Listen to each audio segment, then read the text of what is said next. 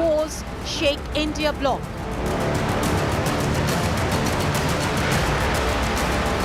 Samajwadi Party MP age shames Rahul Gandhi.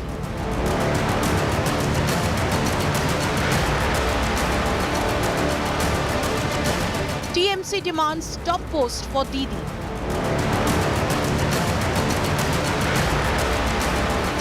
Yadav Pawar call for change.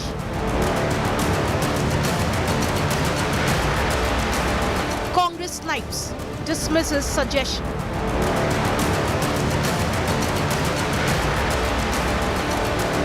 Can it hold together against the BJP? Top focus on 5 Live. संविधान खतरे में है, लोकतंत्र खतरे में है. The only force that stands between the BJP-led NDA government and the destruction of democracy is the India alliance, but they are fighting in public over who must lead them after 2 big defeats in Haryana and Maharashtra. It's not me saying it, it's happening out in public in no less than on the premises of Parliament. That's the big story we're going to be tracking here on 5 Live. Thanks as always for being with me. I'm Shiv. These are the headlines. BJP versus Congress face-off escalates. BJP alleges George Soros linked to Sonia Gandhi. Congress hits back, says Modi has sold the nation to Adani. Parliament storm swirls. Congress set to move no confidence motion against Rajya Sabha chair.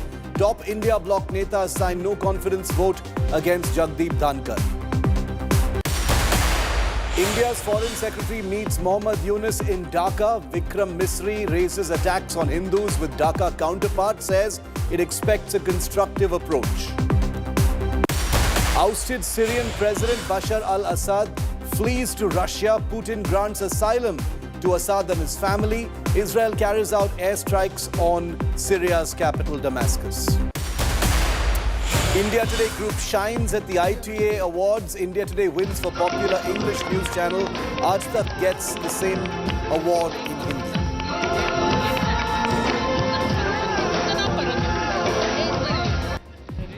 And the winner is Aaj Tak.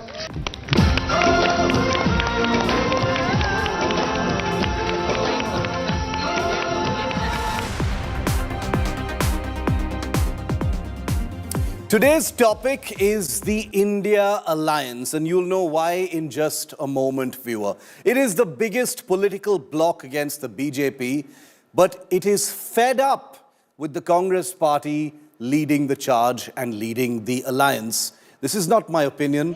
It's happening out there in full public view.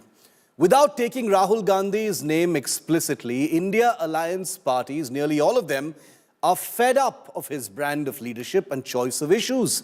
Inside and outside Parliament, right now, the India Alliance parties are involved in an open war over what ought to be debated first in the House.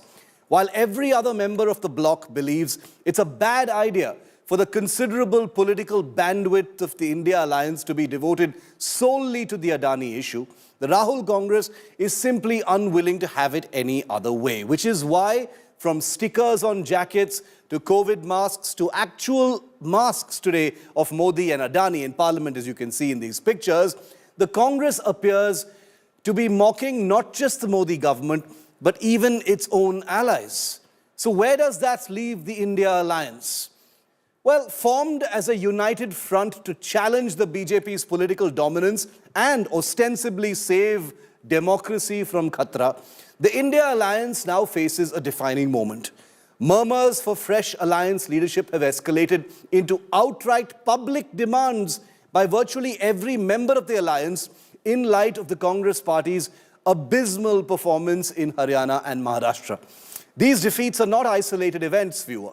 They are symptomatic of a deeper problem within the Congress party, a problem that threatens to weigh down the alliance as it strives to present a credible alternative to the BJP for an endless cycle of elections that stretch before the country in the run-up to the next national fight in 2029. If you're wondering why Shiv is focusing once again on the opposition, it's because after the Lok Sabha results just a few months ago, there was every sense that democracy had been saved, that the opposition had created a more equitable structure in our political landscape that had been dominated for a decade by the Modi BJP. Well, it seems that all of that has simply evaporated after a few small state elections. One of the most glaring issues is the Congress party's refusal to introspect on these failures.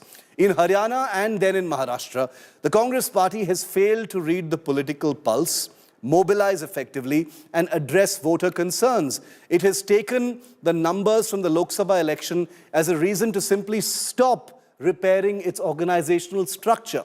Yet, instead of acknowledging all of these shortcomings, the Congress has consistently avoided accountability. This lack of self-reflection sends a clear signal to its allies. The party is unwilling or perhaps unable to change. For a coalition built on mutual strength and adaptability, this is an alarming flaw. After significant gains, like I just said, in the 2024 Lok Sabha election, the Congress had a real, meaningful, promising opportunity to rebuild its base and capitalize on that momentum. Instead, it has squandered that goodwill through complacency and lack of strategic vision. While other India Alliance members feel they've worked tirelessly to consolidate their positions, the Congress has been content to rest on its laurels, assuming that past successes will carry it forward. This miscalculation, viewer, has cost the alliance dearly in key states, eroding its credibility and morale. It has come to a point where India Alliance parties are flinching from what they see as a Congress curse. In which other situation would you see the Uddhav Thackeray's and the Sharad Pawar's and the Mamata Banerjee's and the Akhilesh Yadav's of the world have their parties take such direct potshots at the Congress party? You might think that Shiv Aroor is tainted because he's been boycotted by the Congress since last year. But it isn't even me saying this. This is literally the India Alliance members who are calling for a leadership change. And this public upbraiding of the Congress is far from surprising and goes beyond the usual cracks in the coalition. Despite its repeated failures, the Congress continues to act as though it is entitled to lead the India Alliance. The sense of entitlement stems from its historical legacy as the nation's preeminent political party. However, history is not enough to win elections or inspire confidence, and the Congress's sheer size is no longer able to carry its weight. The reality is that the Congress, with its current trajectory, is the weakest link in the coalition's efforts to take on the BJP directly. Leadership in the India Alliance should be determined by effectiveness, not outdated prestige, seems to be the rationale for this public demand for a change in leadership, which basically is calling for Rahul Gandhi / Mallikarjun Kharge to step aside. Much of the Congress's strategic drift can be traced to Rahul Gandhi's leadership, however. While Gandhi has championed issues like crony capitalism, Adani, social justice, his focus often seems disconnected from the immediate concerns of the electorate.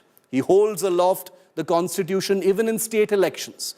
Topics that resonate deeply with urban intellectuals and activists, like during the Lok Sabha election, frequently fail to strike a chord with rural and working class voters who are more concerned with issues like inflation, employment, and local governance. The Congress's fixation on pet topics has alienated many allies who see them as a distraction from the coalition's larger goals. Just look at how the opposition parties are bickering openly over what ought to be debated first in Parliament this session. Each party is pulling in different directions, while the Congress appears unwilling to budge on its plan to stay stubbornly focused on the Adani issue, something the Congress's allies openly question the sense in.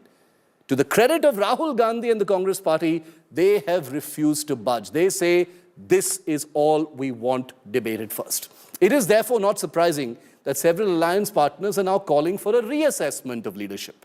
They recognize that the India Alliance needs a new direction. They also recognize the importance of the Congress party, but they don't believe the Congress party any longer has the right to lead. One that is less reliant on a stagnant Congress and more focused on dynamic, results-oriented leadership is what they want. This shift is not about sidelining the Congress. It is about ensuring the survival and success of the alliance as a whole, they say. But the Congress, weighed down as it is by boss pleasers who'd rather hide the reality than risk having to be accountable themselves, are happy to rest on the laurels of 99 seats won in the Lok Sabha election, seeing that as a free pass. And when things don't quite work out, well, you can always blame the EVMs. Chhatrapati Shivaji Maharaj की The India bloc, united with the aim of stopping the Modi juggernaut in the run-up to the 2024 elections, is divided again. And this time, it's the issue of leadership that has split the allies. With Mamata Banerjee throwing a hat in the ring as a potential leader of the bloc, the TMC once again has renewed the call for the West Bengal Chief Minister to take charge. She is very capable of leading the alliance. She was the one who formed the alliance. Who can give a challenge to Narendra Modi ji is Mamata Banerjee. The chorus for Mamata Banerjee to lead the India alliance got louder after the Maharashtra Vikas Aghadi's absolute decimation in the state assembly elections. With Congress proving to be the weakest link once again, Shiv Sena Uddhav Thackeray faction and the NCP Sharad Pawar faction too are rooting for Mamata Banerjee now. RJD, on the other hand, has put forward Lalu Yadav's name. Bihar में RJD Shri Tejashwi Yadav ji नेतृत्व कर रहे हैं। Driving seat पर RJD है और बिना आदरणीय लालू प्रसाद जी के बिहार में भाजपा के खिलाफ लड़ाई की कल्पना भी नहीं की जा सकती है। Congress President Mallikarjun Kharge is the leader of the India bloc right now, but it's knives out for Rahul Gandhi too. Samajwadi Party leader Ram Gopal Yadav has questioned the Congress MP's credibility as a leader. नहीं, राहुल गांधी तो अब भी India गठबंधन के नेता नहीं। राजनीति में कोई साधु संत तो बन के आते नहीं। सब पद चाहते हैं, चाहे लोकसभा का चुनाव हो चाहे विधानसभा के चुनाव हो। कांग्रेस ने कहीं अच्छा परफॉर्म कर नहीं पाया, तो संभवतः ये लोगों में चर्चा रहती है कि हो सकता है कि नेतृत्व में परिवर्तन किया जाए। बिना गठबंधन के इन तिकड़मी लोगों को हराया नहीं जा सकता। The Congress also finds itself isolated when it comes to the Adani row. Both the TMC and the SP stayed away from Congress's protest again on Monday. We are not concerned about the downfall of Congress party or failure of the leadership of Sri Rahul Gandhi. The Congress party as well as the members of the India alliance, they have already told that Rahul Gandhi has failed in taking the alliance together or to lead the alliance. Smarting after stopping the BJP juggernaut at 240 in the general elections, the recent reverses in Haryana and Maharashtra have widened the cracks in the opposition. Will these fault lines get bigger, or can these parties find common ground again? Bureau Report, India Today.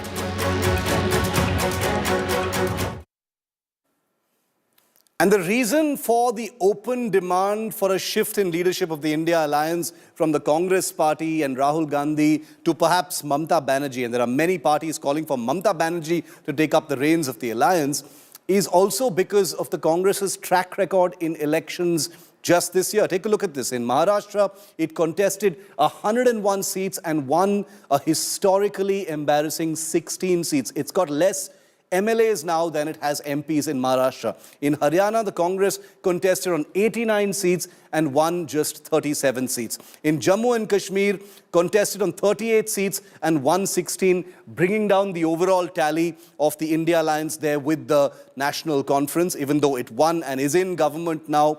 A very bad performance there by the Congress party. In Jharkhand, a performance that was riding on the shoulders of the Jharkhand Mukti Morcha of Hemant Soren, contested on 30 seats and won only 16. So the Congress's strike rate this year after the Lok Sabha election has been abysmally poor, and that's the reason why you're seeing this big meltdown over a change in leadership in the India alliance. We've got some breaking news coming in now.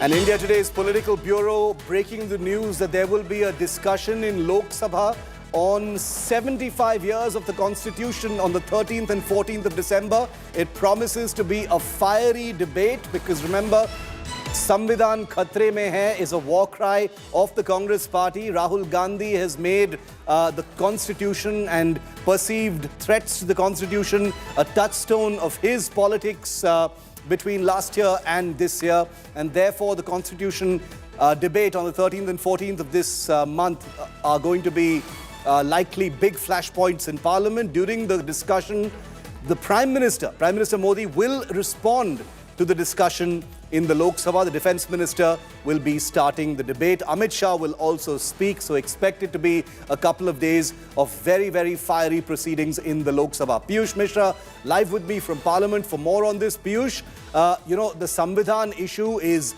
a hot issue right now. It's been the, at the centre of the big crossfire between the Congress and the BJP. 13th and 14th is going to be a big debate on the constitution. You're going to have all the big guns speaking as well. I'm guessing Rahul Gandhi and perhaps even Priyanka will speak on this. Most likely, Shiv, because what we are now learning is that the Prime Minister is going to reply to the debate on 75 years of Indian Constitution. Remember that this was the demand of various opposition political parties which they had raised during the meeting with Lok Sabha Speaker there at his chamber. So Lok Sabha Speaker had agreed to hold the discussion in Lok Sabha and also in Rajya Sabha. So we can expect politically charged Saturday, because this time the proceedings will take place on Saturday also. 13th is Friday, and on 14th Prime Minister is going to respond, so we can expect a fiery response from Prime Minister on Saturday of the next week. But we are also learning from our sources is that Home Minister Amit Shah is going to open the debate in Rajya Sabha on 16th of December, so it's going to be a fiery debate. Opposition is certainly going to make a lot of allegations on the government. On the other side, when Prime Minister will speak, he will certainly respond to all the allegations which will be raised by opposition in Lok Sabha, and Home Minister Amit Shah will be opening the debate in Rajya Sabha on 16th of December. All right, so it's going to be a big few days in Parliament. At that time, both parties will be sharpening their knives. It's a big emotive issue as well, and we'll have to wait and see how battle-ready both will be for a war over the Constitution. Piyush, thanks very much for bringing that to us. We've got more breaking news coming in from Parliament now.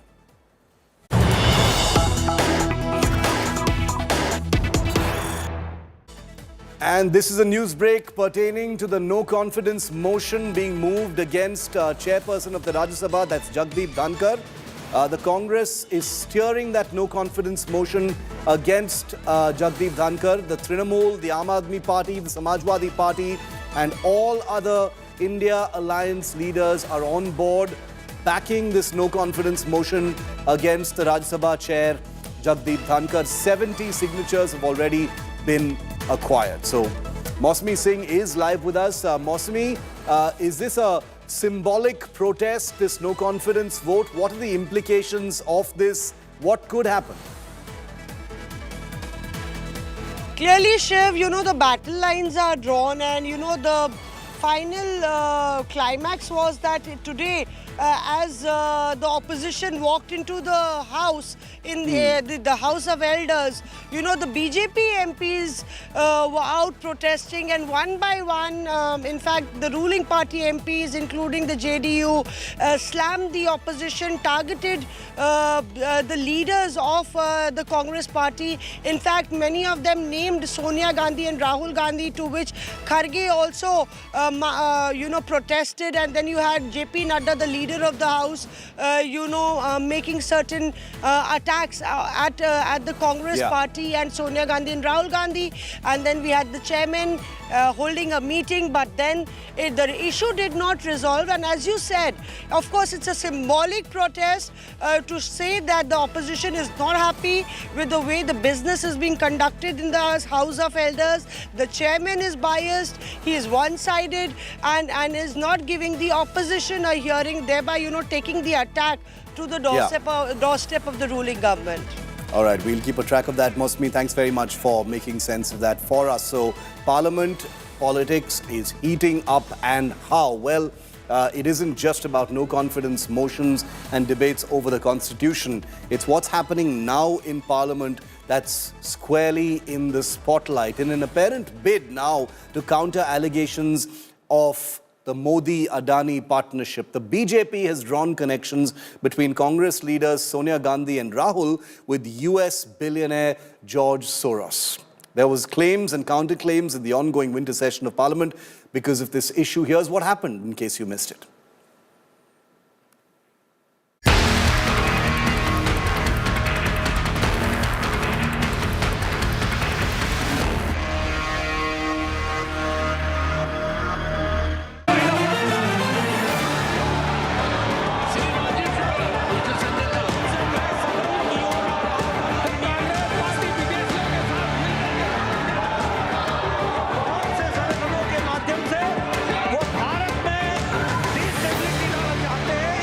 It was a stormy Parliament session on Monday with both the Congress and BJP training guns at each other. Philanthropist billionaire George Soros and his alleged links to Congress resonated in the Rajya Sabha, with the BJP taking the fight straight to Sonia Gandhi. George Soros के funding process से जो forums और जो foundation propagate करते हैं उसको यहाँ पर कांग्रेस का वरिष्ठतम नेता उनको उठाता है, कांग्रेस टूल बन रही है। लीडर ऑफ द हाउस बोले, उन्होंने जो बोले वो सरासर झूठ है और वो खुद गद्दारी करते हैं और ब्रिटिशों के साथ उनके एजेंट बनके काम किए और देश के लिए जिनका कोई कंट्रीब्यूशन नहीं। The BJP claims that former Congress President Sonia Gandhi is associated with an organization financed by Soros, alleging that she was co-president of the Forum of the Democratic Leaders in Asia Pacific Foundation.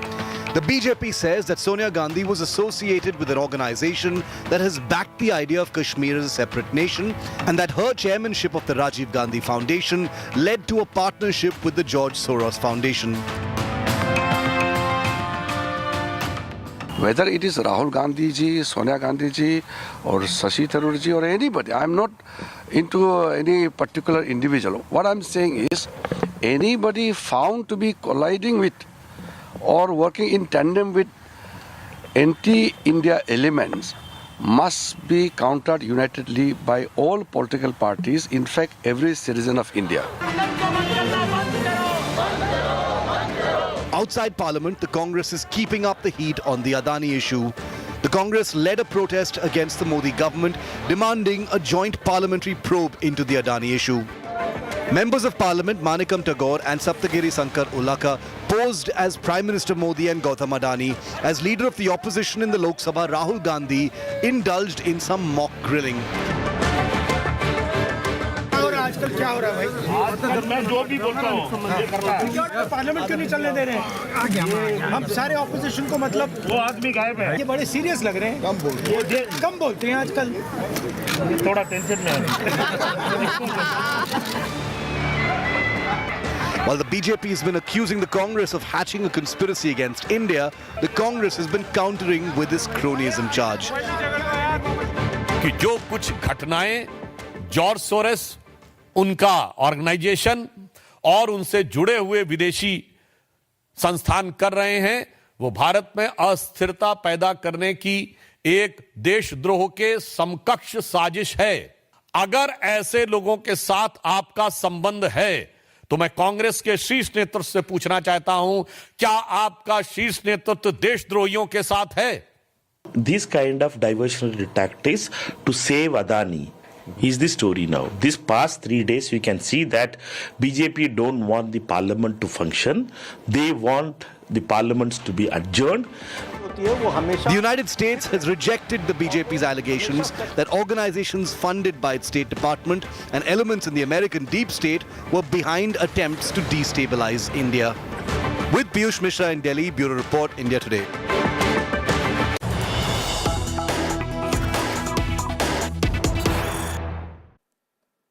And the war of words in Parliament is only escalating. Here's the latest set in the crossfire between the Congress and the BJP, this time between Shashi Tharoor and Anurag Thakur. Take a look.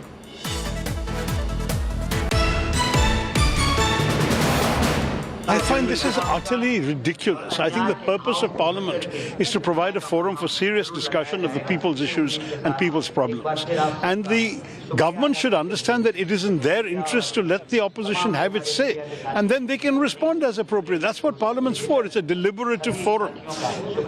Allowing a situation to exist in which opposition wants to raise issues, they're not allowed to raise it. Government wants to then raise issues deliberately to provoke the opposition to this topic. This kind of thing is utterly reprehensible. And I honestly believe that we are doing our parliamentary democracy, indeed our democracy itself, a major disservice. संसद नहीं चल पा रही, आज तीसरा हफ्ता है, हम देख रहे हैं आज फिर से, चाहे अडानी का मुद्दा हो, चाहे जॉर्ज सोरोस का मुद्दा हो, उस वजह से संसद नहीं चल पा रही है। क्या इसका समाधान है? बड़ा सवाल ये खड़ा होता है कि विदेशी फंडिंग को लेकर जो गंभीर आरोप कांग्रेस के ऊपर लगे, उनके नेतृत्व पर लगे, उस पर वो पाक साफ नहीं आ रहे, कोई जवाब नहीं आ पा रहा। ये जो तार विदेशी फंडिंग के जुड़े हैं, आखिर ये रिश्ता क्या कहलाता है? और लोकतंत्र को कमजोर करने के लिए जो बार बार प्रयास होते हैं, उसमें हथियार के रूप में क्यों बन जाते हैं? और 140 करोड़ लोगों की आवाज को सदन के अंदर क्यों नहीं उठने दिया जाता? कौन सी मजबूरी है कांग्रेस पार्टी की कि सदन नहीं चलने देना? रेल मंत्री बोलना चाहते थे, जवाब नहीं देने की। क्या मजबूरी है और कौन मजबूर कर रहा है? क्या 140 करोड़ भारतीयों की आवाज सदन के अंदर नहीं सुनाई देनी चाहिए? क्या मुद्दे खत्म हो गए विपक्ष के पास? पहले आप आरोप लगाते थे कि विपक्ष संसद नहीं चलने दे रहा, वो आरोप लगा रहे हैं कि सरकार ही नहीं चाहती संसद चले। हम सारे सांसद वहीं बैठे, मंत्री जी रिप्लाई दे रहे हैं, लेकिन हल्ला करके अगर वेल में आओगे, हाउस ऑर्डर में नहीं होगा, तो मंत्री कहां से जवाब देंगे? क्या सोरोस के मुद्दे पर आप लगातार ये मांग करते रहेंगे कि इस पर चर्चा हो सदन के अंदर? इससे बड़ी बातें और भी हैं। ये तो कांग्रेस को जवाब देना है, वो इस पे जवाब दें, स्पष्टीकरण दें, क्यों नहीं देते?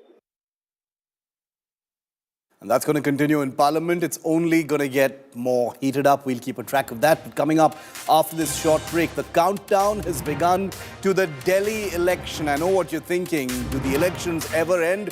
Of course they don't here in this country until we have one nation, one poll. Delhi is next. It's in February. And the fight